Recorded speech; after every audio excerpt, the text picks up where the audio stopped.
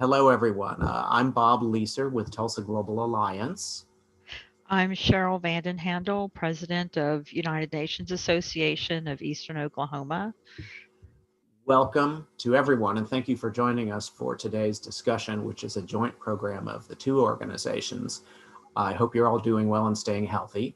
In honor of World Social Justice Day, our program today features Hasina Kharbhih, who was an international visitor to Tulsa in 2002 and again in 2013, and she will be talking about her efforts to prevent human trafficking and how this relates to social justice. Tulsa Global Alliance began these series of talks as a way of engaging Tulsans virtually with the international community during a time of social distancing. International engagement and cooperation has never been more vital, and we hope you'll see the lasting good that comes from short-term international exchange programs. TGA is recording today's talk and will share it on our social media later and the UN Association's social media. And if you have questions for Hasina today after her talk, please write them in the chat box. Tulsa Global Alliance builds global community by working with the city of Tulsa to manage exchanges and activities between Tulsa and its 8 international sister cities. We also host participants in the U.S. State Department International Visitor Leadership Program and promote international business and global education. The United Nations Association of Eastern Oklahoma is a chapter of the UNA USA Foundation. We support educational programs, including Model UN teams at various colleges and universities and local high schools. And we provide advocacy work for immigrant communities in our region. We're honored today that today's speaker is Hasina Kharbhih, an Ashoka Fellow and Aspen Fellow and founder and managing director of Impulse Social Enterprises and founder and chairperson of Impulse NGO Network. She has visited Tulsa twice through the U.S. State Department International Visitor Leadership Program, most recently in 2013 when she was selected for the prestigious Gold Star program. For 31 years now, she's been working to provide sustainable livelihood and a safe environment for women and children. What started out as a mission in her home state has today evolved into a global program that aims to put an end to human trafficking and exploitation worldwide. Her work stands on 2 pillars. The first is Impulse NGO Network, which was conceptualized in 1987 and is a significant force against human trafficking today. And the second pillar is Impulse Social Enterprises, which aims to promote local artisans and create sustainable livelihood that helps prevent unsafe migration, which often leads to human trafficking. So before we welcome her and before she speaks, we have a brief video about her and her work that I will share with you.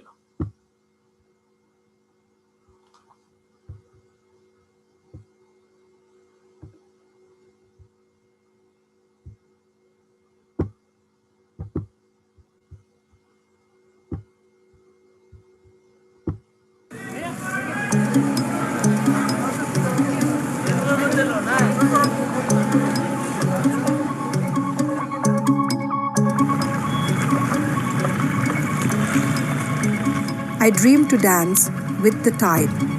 I am fulfilling someday. Let this be the epilogue to my life. When somebody accepts a job somewhere or accepts some opportunity, it's not that they really want to be enslaved or caught into a sexual exploitation. She wanted better money. Yes, everybody wants better option in life, better opportunity in life, but nobody wants to be sold. My name is Hasina Kharbhih. I'm 47 years old. I am from Meghalaya and born and brought up in Shillong. I would call myself a human rights defender. Impulse NGO Network evolved over the last 26 years, a collective response to engage both the private and the public to come together to intervene to address human trafficking. There's so many unreported cases. There would be more than 80 to 90,000 of cases from across the 8 states of the northeast of India that we've been working. And that is amazingly really high in terms of the people coming from this region. As an individual, I took the first step, the bold step, to say, any girls that you find from the Northeast, please let us know. And that step led, from 2 cases to 3 to 4. And in the course of 30 years now, we have more than 74,000 cases that the organization has dealt when we started to work on the issue. I would say that women from the region, because of lack of economic opportunities, were moving out of the region for job opportunities. Today, the social media and the internet is far reach to every villages that people are looking as the best option, and how beautiful it would be to get out of the region. We have seen that girls from the Northeast are no longer going to different states in India like Mumbai or Calcutta or Bangalore. They're going Southeast Asia. Now, our states in the region, we are bordering China, we are bordering Myanmar, we're bordering Bangladesh in large way. We have the Chicken Neck, which is also connecting to Nepal. Most of the connectivity is by road, by bus. And the second connectivity that takes people from the different part of the Northeast now is Guwahati is a train station that leads people to get out of the different parts of the Northeast. Many family does not really understand that going out of the region can actually make the young girl or the young women unsafe, because they have not really understood the gravity that at the destination point, getting a job is just not getting a job. It's who's giving that job, and what is the facilities in that job, and what is the safety in that job. That is, the gap of understanding. Family allow because they didn't realize that that would, let them to be vulnerable.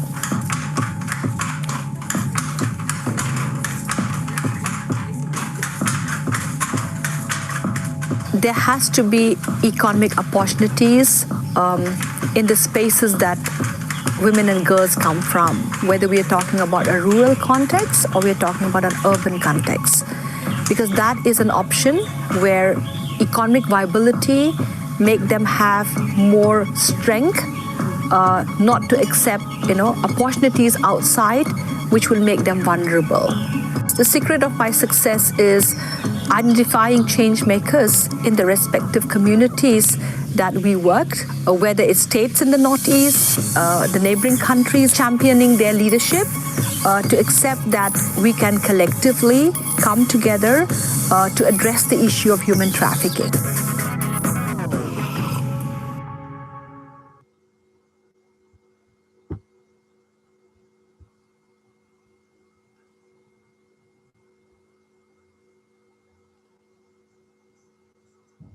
Oops. Thank you very much, Bob, for opening that film, which is very dear and close to my heart, especially on the World Day of Social Justice. I'm very thankful for this opportunity to give me to address the World Social Justice Day, an international day which is observed everywhere. And I think it brings me back close as an IVLP when I visited you all in 2002, the interaction with many organizations in Tulsa, Oklahoma. And I think those interactions also got me to think deep on how global scale and the issue of human trafficking is this not an issue of one country or one specific state, but it's a global issue. And I think the year when I came back as a IVLP Gold Star in 2013, I revisit the organization I visited, and with all your help and the team at the Tulsa Global Alliance, I learn and unlearn many things.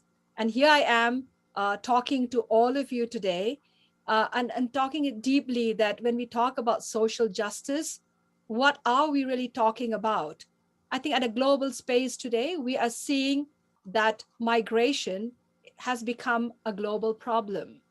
Migration has the positive side and also the challenging side. The positive side of migration is that people move. We have human rights and value and principle to move anywhere in the world.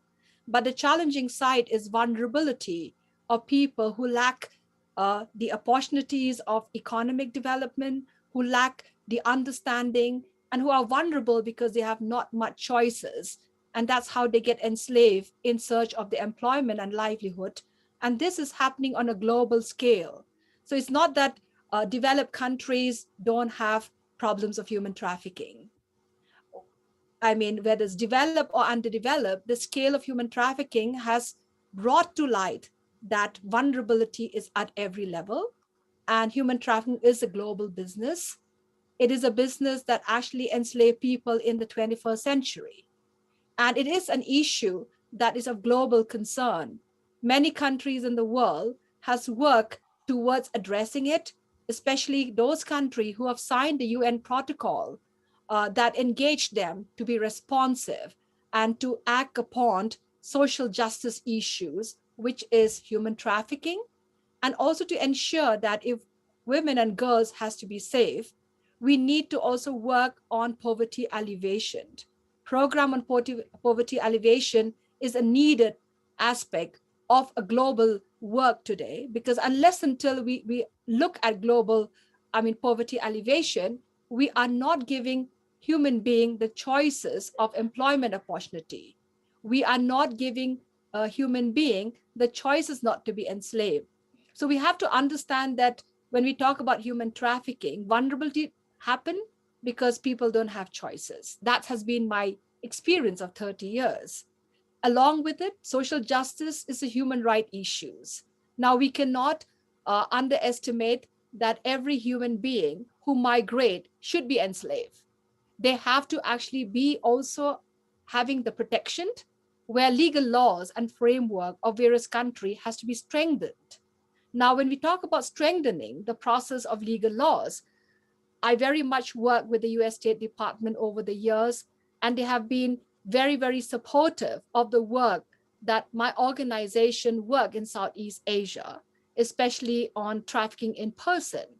And the trafficking in person report that the US State Department comes out every year brings in an alarming information, opens up the various kind of exploitation that happen in various countries of the world, and also brings in the different tier system that actually showcase how country has responded to address human trafficking and how country has not responded. But when we are talking it from a global perspective, a collective response over the issue becomes very, very critical, very, very important, unless until we manage to collectively work where both the private and the public comes together and works toward a single window platform, we will never be able to address human trafficking in a very massive way. Because if we are talking about global situation, we are talking about partnership across borders. We are talking about collaboration, government to government, organization engaging their respective skill set, their respective experiences. Unless until we bring that, we will not be able to work towards to address the issue. Now, in the journey that I've done, work in the last 30 years, 25 years was the emergence of a good practice model called the impulse model. Now, the impulse model give birth from the learning lesson of each survivors of human trafficking. When we realize that every country has laws, country have signed the UN protocol, but what is the most important aspect that one need to see if we have to address slavery? What was my greatest learning lesson is that we cannot work in isolation. And that's what gave the birth of impulse model, that working in isolation will not help us to address the issue more efficiently. And the impulse model stands on the 12 pillars. The 6 P's, as it emerged over the many years, is partnership, prevention, protection, policing, press, and prosecution. And the 6 R's are report, rescue, rehabilitation, repatriation, reintegration, and restitution. Now, the 6 P's works towards that partnership across the different sectors needs to come together, needs to put the resources under one platform, needs to look from a single lens. That become the success of many of the intervention that we have seen in the region that I represent, which is called the Northeast of India, India as a whole, that I work with the different kinds of cases of human trafficking, and also the expansion and the scale of the impulse model in the neighboring countries of Myanmar, Nepal, and Bangladesh.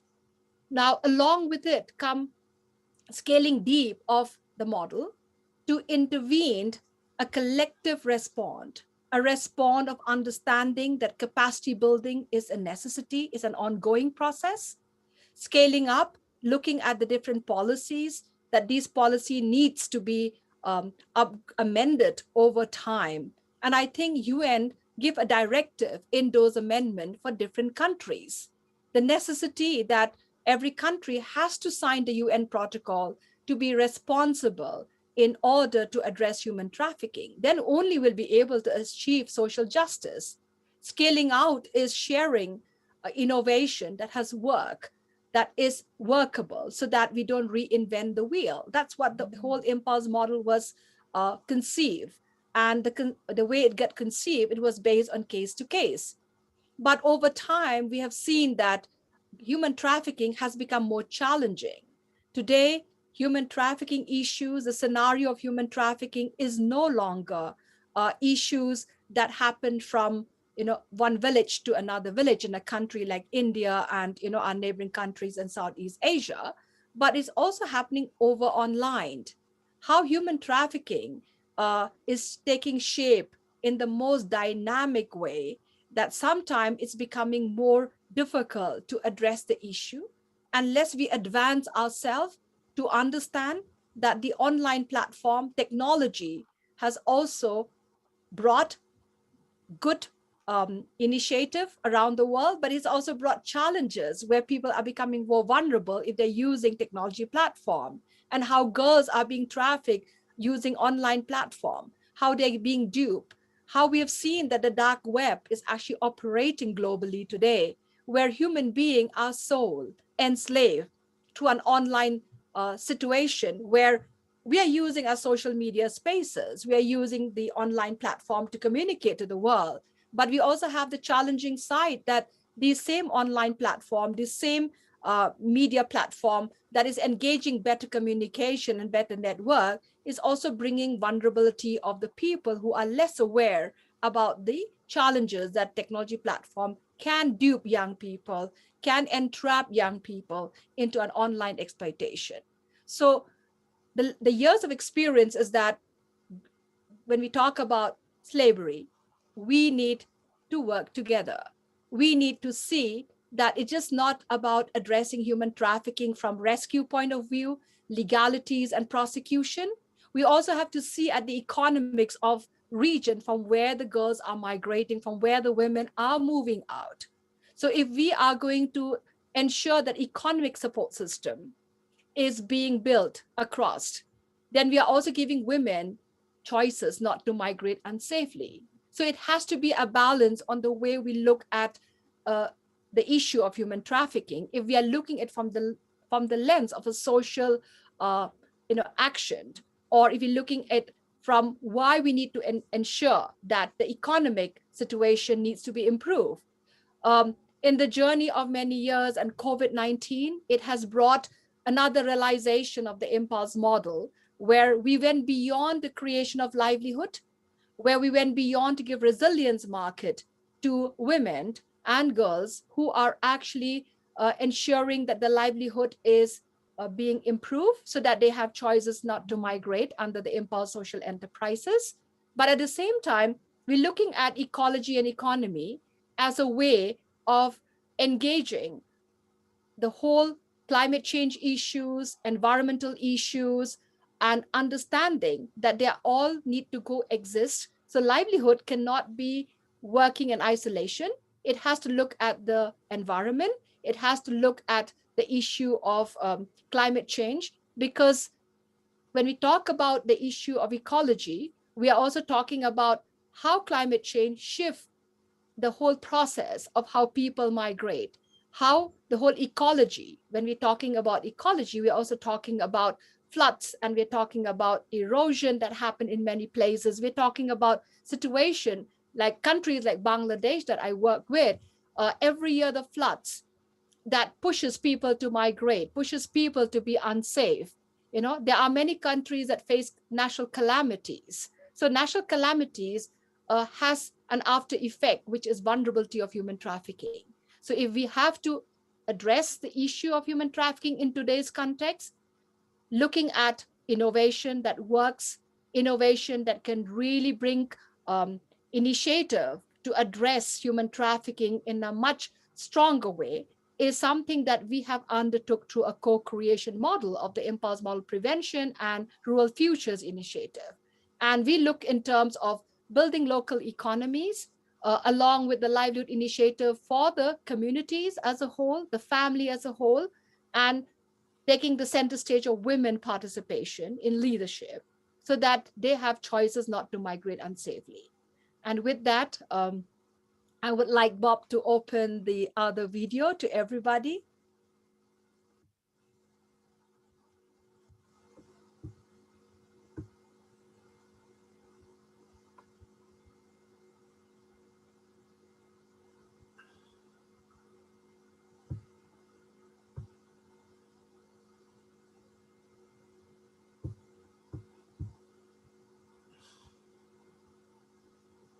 Hasina, could you please describe what you actually do in your organization, what services you provide, that kind of thing?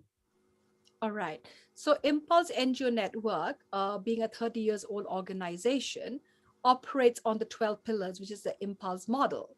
Now, as a founder of that organization, we initiated in 2012 as a learning lesson at Impulse Case Management Center, which is a technology platform that engages better response to human trafficking cases by law enforcement.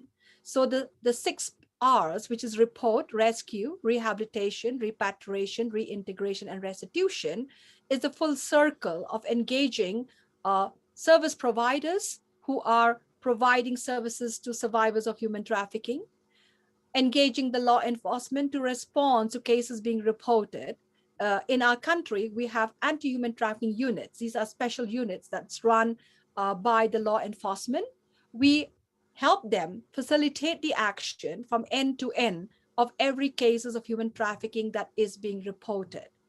Build in the better linkages so that we are able to provide services much more ahead comparatively in terms of speeding the action of the law enforcement in the course of many years that we have worked with. So that is one of the major work that we do. And in that portion, we have also helped better case documentation that help in prosecution. Because at the end of the day, better case documentation enable the judiciary for a better prosecution.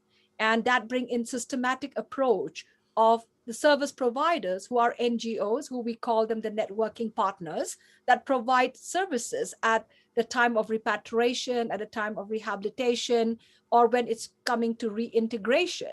Now, reintegration is completely a support system of the communities that a woman or a girl have a choice to go back, and going back to school or going back to work, it becomes an important element so that they don't get re-trafficked. So that is the services that Impulse has provided.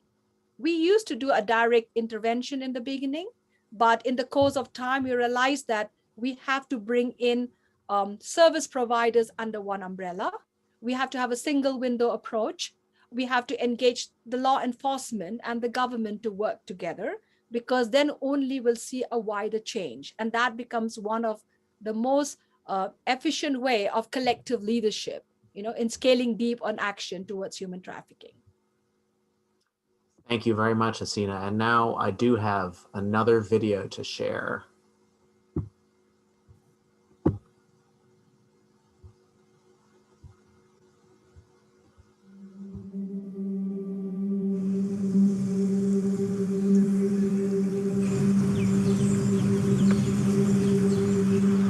मैं जब 11 साल की थी, एक आदमी आए थे।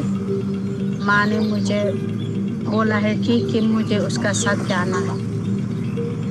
जाने के बाद फिर मुझे दिल्ली में ले गया, तो हम लोग को एक होटल में रखा था। हम लोग बोला है कि किस लिए, उन्होंने बोला है कि तुम्हें तो बेच दिया। तो हम लोग पूछा है कि एक इंसान को कोई खरीद सकते हैं क्या?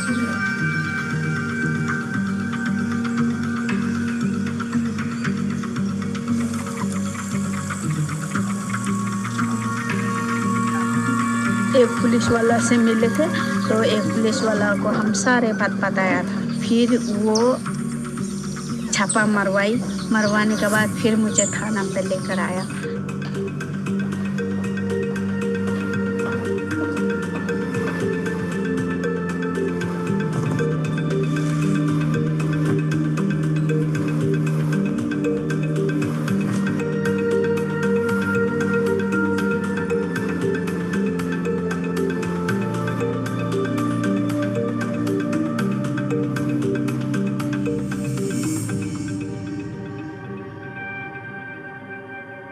We have to learn to start looking at human trafficking, a crime that exists in many countries, many communities. It can happen to anybody.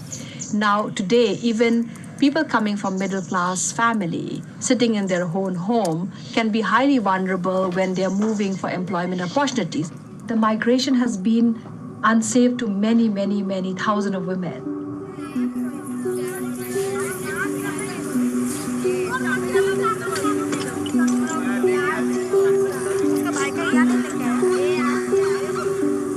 घर से इतना परेशानी से गुजरी मैंने, और मैंने कभी डरना सीखा ही नहीं। हाँ, लड़ाई तो लड़ाई है सच्ची के लिए। पहले जो हो गया सो हो गया, अभी जो जा रहे हैं फिर दोबारा वो कदम मत उठाना, बिना पूछ के कहीं मत जाना। सबसे पहले तो छोटा छोटा करना ही होता है। किसी का मदद चाहिए, जाके किसी का बात सुनेगा, कितना लोग क्या क्या। वही तो मैं भी बोल रही हूँ ना कि अगर आप करना चाहो एनजीओ से भी मदद ले सकते हो, वो लोग साथ देते हैं। If we have to end human trafficking in the long run, the prevention has to be much more higher, so that one day we don't have girls who are going to be trafficked.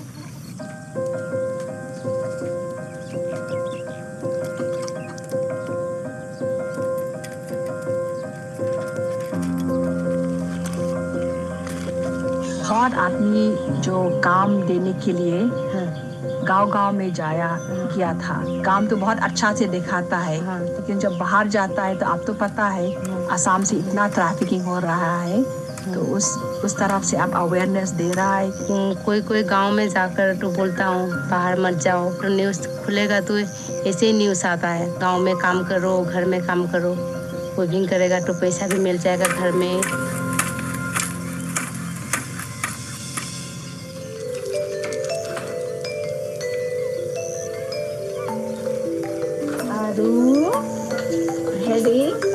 আৰু কাপোৰ বনাই পিনি তহঁতক কি কৰে মামা? আমি dress বনাওঁ, তাৰপিছত ডায়েৰী বনাওঁ, তাৰপিছত ফাইল বনাওঁ, তাৰপিছত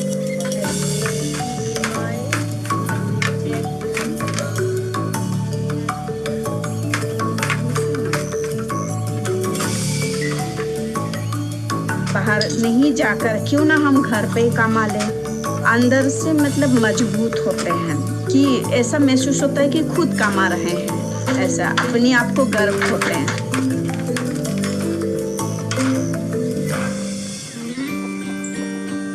तो ये फैशन शो का जो सब कपड़ा जो बनाया है ना, वो सब वो वाइट वाला सा, तो वाइट वाला जो ये प्रिंट था ना, वो भी हाँ। You're not buying because you feel sorry for the women. You buy it because it's a beautiful product. Every product is hand-woven by an individual, which is very personal. कहते हैं ना, जन्म देने वाला माँ से पलने वाला अच्छा होता है, जो नाम देते हैं। काश मुझे भी पहले ऐसा मिलता था, अगर मैं जानती थी कि मैं भी वीविंग कर सकती हूँ, शायद ऐसा नहीं होता।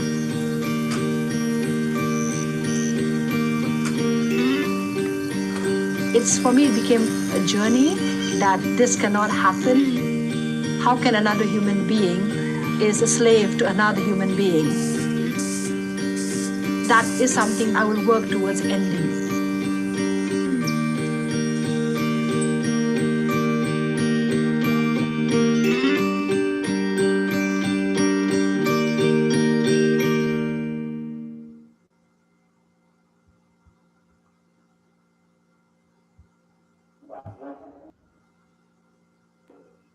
Thank you very much, Hasina. Thank you very much for your presentation and for sharing these videos and this information with us.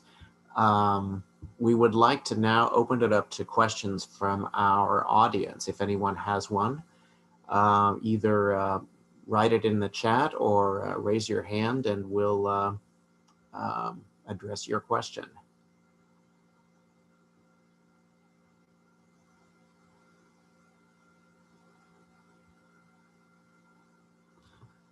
I might start by asking,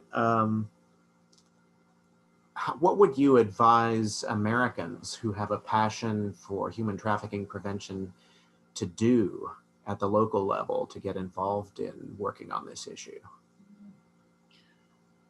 My advice based on my experiences as an international visitors leadership program and the visit to the many states in the US, what I realized that US is a country which actually is a destination point for many people from across the world who are actually coming or migrating for work. And that is how vulnerability being exploited takes place, because they are being offered opportunities, greener pastures. So the local communities in the US, many organizations that are working there could actually comes together in every state. If there's a way that there's a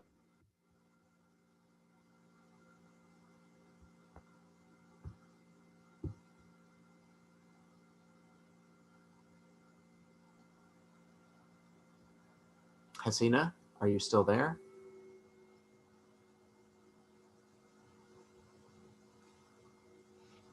Looks like Hasina has. She's come back. Hasina, you are still muted, please.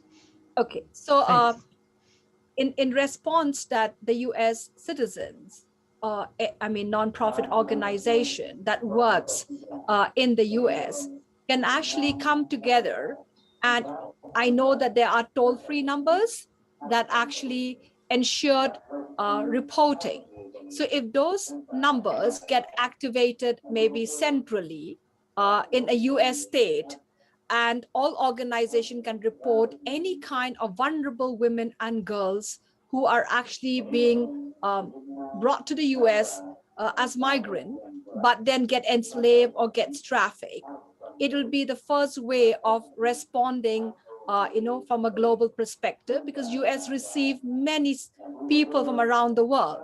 Secondly is that the other factor is working with organization in different countries. If NGOs from there are able to connect through, organization, I will be more than happy if there are any cases from India in the US and they need to be repatriated back to the country that I'm working, which is in India and Southeast Asia, to facilitate repatriation process under the legal laws and norms, which allows both the country in terms of taking action. That's a very important part, because we have seen that some of them remain in some of the shelter home run by various organizations in the US, unable to come back home. I still remember after 2013, when I visited some of the organization in the US, and then they got back to me and said that, they need to find out the family members of some of the women who could not go back home. So that is another intervention at the local level that one can take it up to facilitate that kind of support system. The third is, I would say that communities around the world is facing. If one step that we could do at a local level is to ensure that whatever we purchase, we are conscious that they are not produced by people who are enslaved in any countries of the world. Because if we start being cautious and conscious of that, then we are automatically being wiser in terms of ensuring to stop human trafficking. Because many of the product is coming from different parts of the world, it's imported or exported worldwide, are produced in countries where there's a lot of slavery taking place. So the consciousness that we bring to ourselves, we create awareness to our local level, will also help to stop human trafficking, especially from the labor point of view? These are few steps that one can take it up. And the online situation, I think that needs awareness everywhere in the world. So at a local level, that becomes a necessity to ensure more awareness on the use of technology, to ensure that when you use technology, you are more cautious and become more aware so that you don't get enslaved or get trapped or get exploited online. So awareness building. Thank you. Thank you. We're starting to have some questions in the chat box. I think Henry Miori had a question. Henry, what's your question? He has to unmute. Henry will have to unmute his mic. Oh, the question that I had is, we live, of course, obviously in Tulsa, Oklahoma. How are we aware of how much trafficking is going on here? Like, I'm active in community affairs and I read about it and hear about it, but how much is really taking place in the state of Oklahoma? I would say that in every countries of the world, whether small or big, developed or underdeveloped, data has always been a challenge that each country face, because we don't have a centralized data in terms of facts of how many goes missing, how many are enslaved, how many are being trapped, how many are moving and getting trafficked.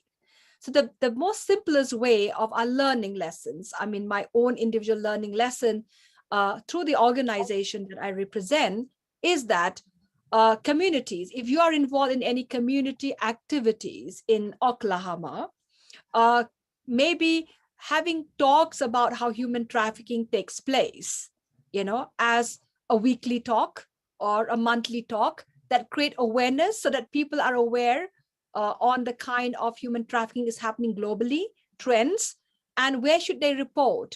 So if any what we call it, trends takes place on your local community, people will come forward and say, we hear something of a particular person moving out and not coming back, or we hear of a neighborhood, somebody has recruited a worker from Asia to work, but she is actually, not registered technically or legally. She could be vulnerable to trafficking in the US, because I think that is one way of reaching out to community, creating awareness, reaching out through different platforms of talks and communications, sometimes creating these few PSAs, public service announcement, that actually teach people, what is human trafficking, how does it happen, where to report, then only you'll have response, Henry, of people understanding. Because one, you have to understand the trends, you have to understand the situation, you have to understand how it happened, whether Oklahoma is a recipient to many people from outside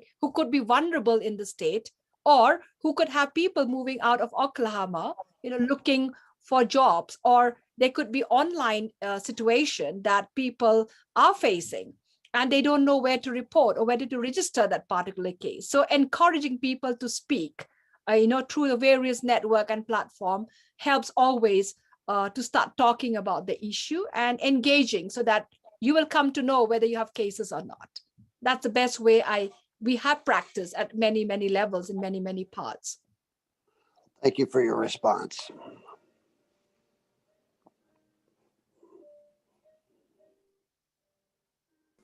Thank you. There's a question from Vanessa Adams Harris. What are some sustainable goals that we can consider? When we talk about sustainable goal, I think the first response that we need to look is how each countries of the world are responding to the issue of human trafficking. It's very important that sustainable goal is each country of the world should sign the UN protocol. It's a necessity, because that's one way to say we will put a stop to human trafficking. These can happen through many ways of global, what we call it, campaigns that will initiate their response that they are responsible for human rights violation. And human rights violation is a social justice issue. The other sustainable aspect is that ensuring that justice delivery system is also being available at different levels so that people could go and report back.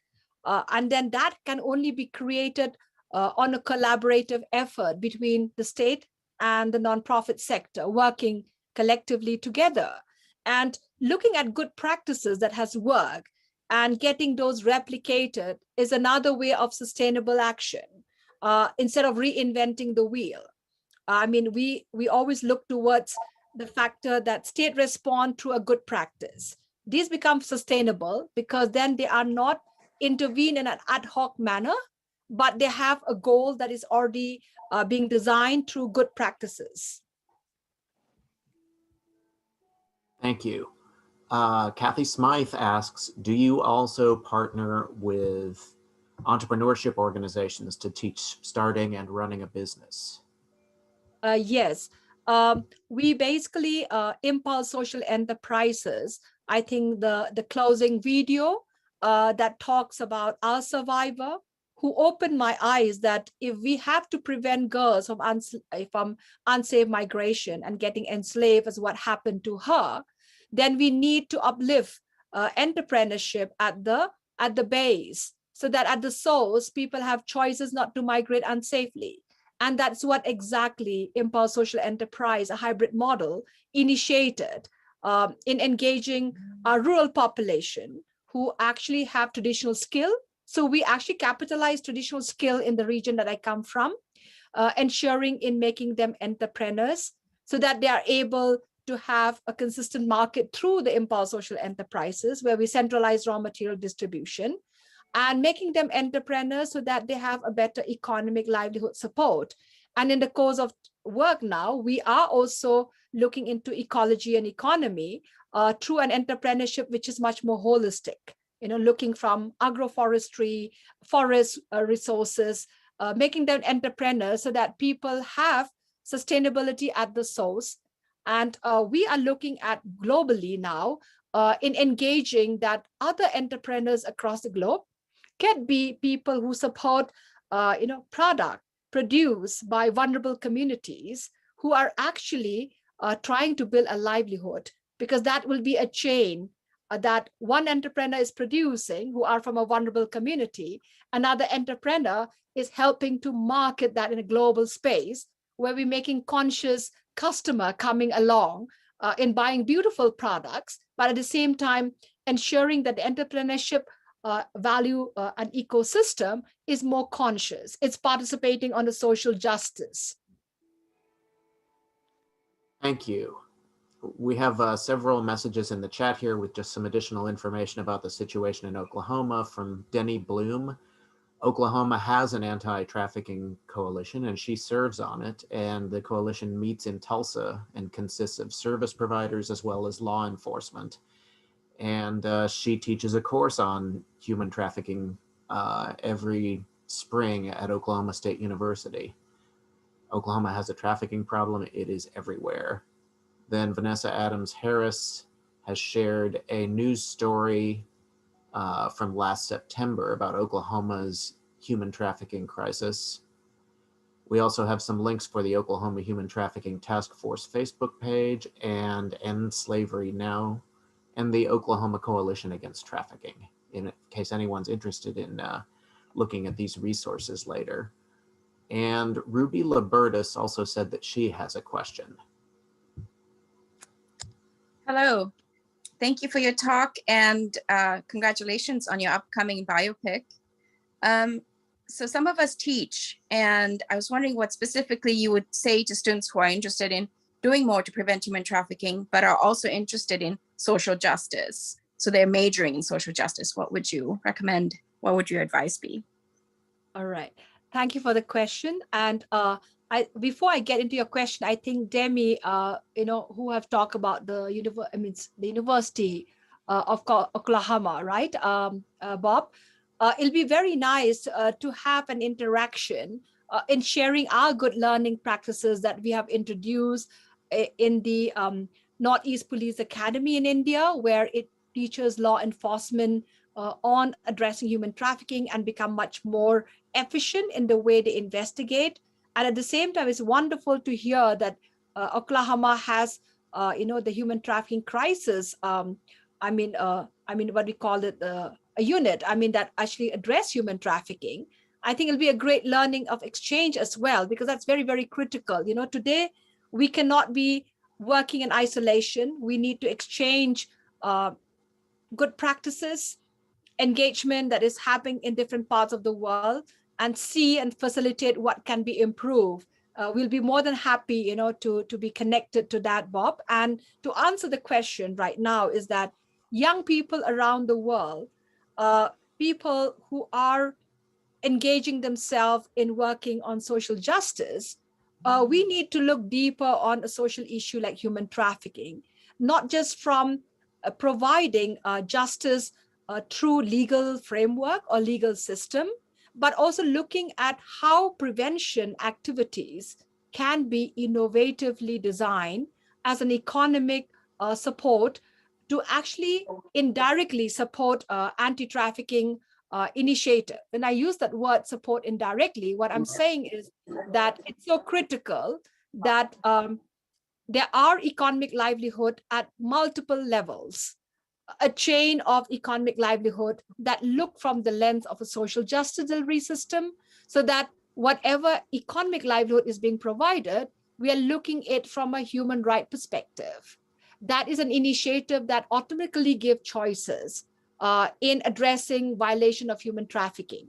And that is where young people can participate in giving their innovative ideas. Second part is, in today's global world where the technology has become our way of life, technology has become, where we communicate and connect to people. How can initiative be improved so that we reduce vulnerability? Or how can we have linkages of good practice from around the globe that the younger generation today can look for those kind of innovative ways that actually brings people to connect, because human trafficking is a global problem. So these are ways that young people in university or young people who are engaging themselves or seeing themselves to take up a career in social justice can actually relook of providing this kind of solution, so that we are not, we are forefront ahead than traffickers who are actually coming up with new ways of entrapping young people and women and children globally. Thank you. And I'm happy to help you and Denny Bloom communicate further about this afterwards. That sounds like a wonderful linkage. She also asked if you're familiar with two other organizations, A21 and an organization called Sister India, an anti-trafficking organization. I have not heard of Sister India, but I did read briefly about A21, but I've not worked closely with them. So far, not yet. I know that A21 is global, so I was wondering, that's what I was thinking that might be relevant as well. They work globally and together, and they're very active in Tulsa. Just so everyone knows on here, they're a very active organization here in Tulsa. It'll be lovely if we could be connected and exchange, Sure. Our learning processes, and if there's some way we could actually engage and partner, on a global response. I'll be more than happy to have a little more detailed talk of the work that we do. Yeah. Okay, that would be great. Is it okay, Hasina, if I put your email address into the chat box here? Yes, definitely. You can put my email address in the chat box. I'll be more than happy that we get connected. Yes. Thank you very much. I'll do that. And Vanessa Adams Harris asks a question about, are the families involved in trafficking their children? Very often is that there are different scenarios. Culturally, if you're looking at it from the perspective of labor forces that, drives young people out of their home, it's family who send them to work with the aim that they will be bringing in some economic support back home. but doesn't realize that the little money that they get prior the departure of their children, or somebody who's below the age of 18, which is under the convention, the right of a child, you are basically a child and you cannot be taken out for work, indirectly get involved in trafficking because they receive the money, sending the child out. And that happened in many underdeveloped countries, that continue to happen in many, many ways. But in the course of action with many laws and many intervention, the awareness level that families can be prosecuted, they can be jailed for the fact of sending the children. But here there's a thin line of the situation, because in countries where poverty issues still exist, and the fact that being able to get employment become a necessity, the vulnerability continue to happen. And sometimes it is not that the family is selling, but is a family is receiving money, thinking that life will be better, they'll have a better economic in their home by sending the child out. So that's where the situation of how the indirect forms of human trafficking takes place, where family are engaged in receiving the money. But yes, there are families in different cultures, like in Nepal, for instance, and some parts of India, where families sell the children. That's one. But then in the larger context is what I've just mentioned, that labor is the way that is a push factor for family who does not have the economics at home. And then the children or the young girls get enslaved and gets into slavery. So there's always that process that takes place based on the experiences of many years that we have been intervening on the number of cases.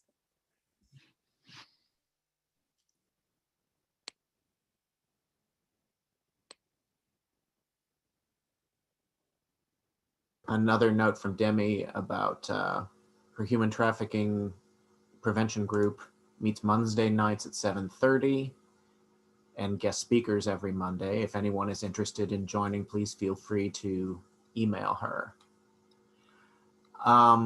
Is there any last question from the audience?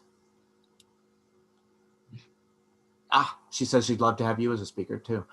Okay. I'll be happy to join in and share detailed intervention in this speaker series on human trafficking. Please get in touch.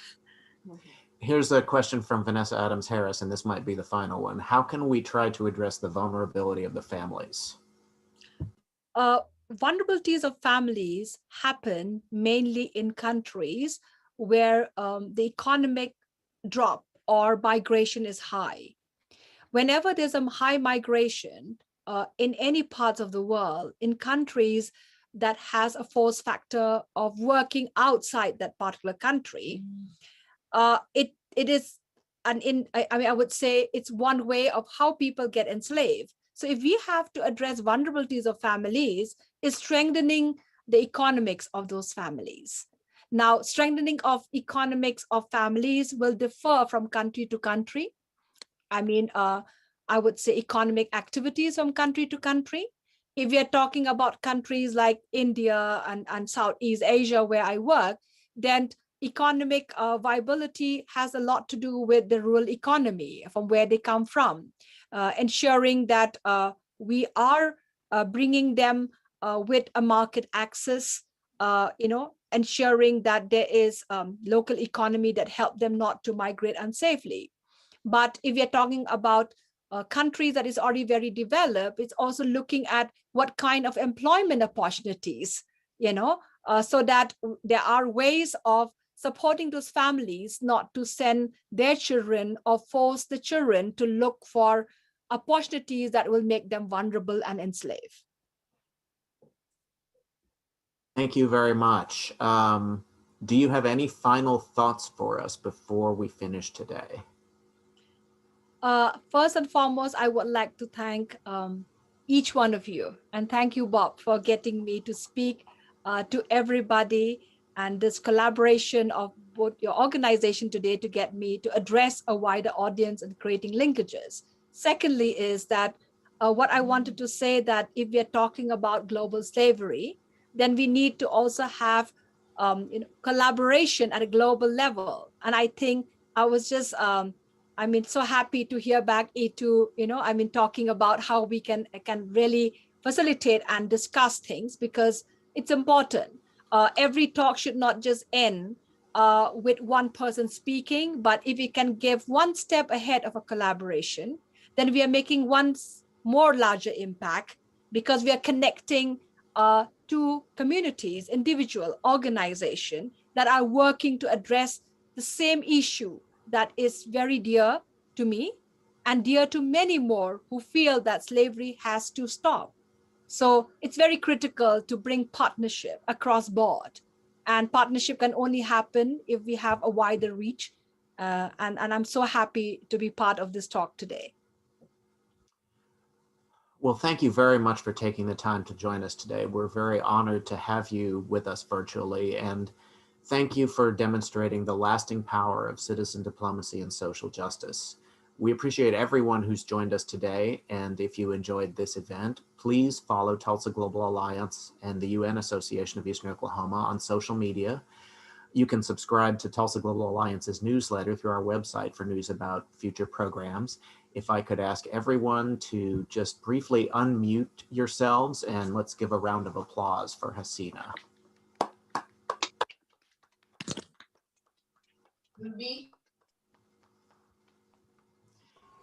And Hasina, congratulations on having your biopic made into a Netflix film. We look forward to watching it as soon as it comes out.